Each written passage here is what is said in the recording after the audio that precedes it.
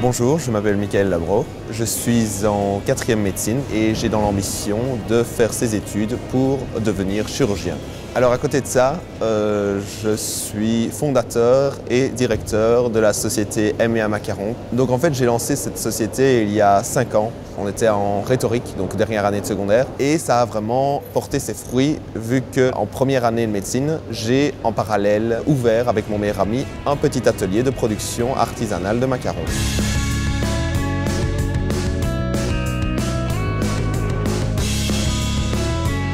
Je suis Romain Simard, je suis étudiant en première master à HEC en ingénieur de gestion. J'ai commencé mon entreprise quand j'avais 16 ans. J'ai commencé au départ avec les impressions uniquement de cours et maintenant je me dirige également vers les impressions offset, donc tout ce qui concerne les cartes de visite, les catalogues, les brochures.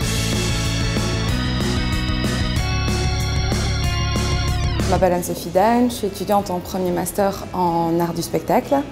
Et mon projet s'appelle First Face et c'est un lieu dédié entièrement au conseil en images et au développement de l'image en général. J'ai toujours fait énormément de projets. J'ai eu une ASBL que j'ai totalement créée de promotion artistique. J'ai eu une galerie qui était liée à ça. J'ai toujours pensé que mon projet professionnel devait déjà s'inscrire en parallèle de mes études. Et donc quand j'ai vu en fait le statut d'étudiant entrepreneur, j'ai trouvé ça vraiment super pour pouvoir justement conjuguer mon travail et mes études. Il me permet aussi de faire partie de l'incubateur Venture Lab qui permet d'encadrer dans la construction d'une société.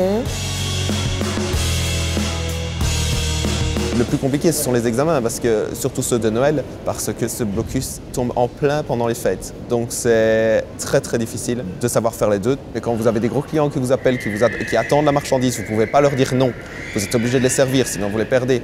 Donc c'est ça, chaque fois, le dilemme, c'est chaque fois savoir où mettre son temps. Moi je l'ai fait, donc j'ai fait en même temps que j'étudiais. Je travaillais déjà, mes parents étaient très stressés, il n'aura jamais son diplôme, que va-t-il devenir, ça va rater. Mais s'il y avait eu le statut de montant, ça les aurait rassurés, c'est une reconnaissance. C'est une manière pour l'institution de dire, notamment aux parents des étudiants, vous savez, c'est très bien qu'il fasse ça. Et comme on trouve que c'est très bien, on va l'aider à le faire, en lui octroyant des facilités dans l'étude. J'espère pouvoir planifier des examens tout au fil de l'année, du moins 2 ou 3, qui seraient impossibles à intercaler dans mon blocus, dû à mon agenda très chargé. Depuis que le statut d'étudiant entrepreneur existe, c'est sûr que j'ai sauté sur l'occasion pour l'avoir, pour d'une part faciliter l'arrangement études et activités professionnelles et d'autre part avoir une reconnaissance de l'université, pas que les professeurs disent ah, cet étudiant-là n'est jamais là au cours, il fait la fête, mais non, je ne fais pas la fête, je développe tout simplement mon activité.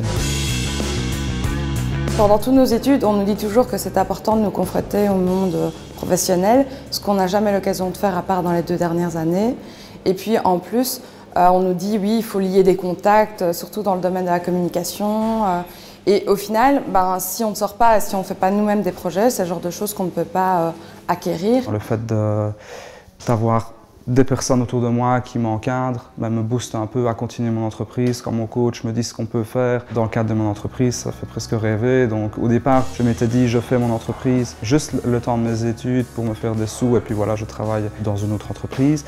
Mais maintenant, j'ai envie de continuer une entreprise toute ma vie et de ne pas devoir aller travailler à patron. Je conseille vraiment à toutes ces personnes-là qui ont des projets dans la tête, qui veulent vraiment développer des choses, de le faire maintenant. On n'a pas d'enfants à charge, nos parents s'occupent de nous. On a tout un petit cocon autour de nous qui nous permet de nous réaliser pleinement dans nos rêves.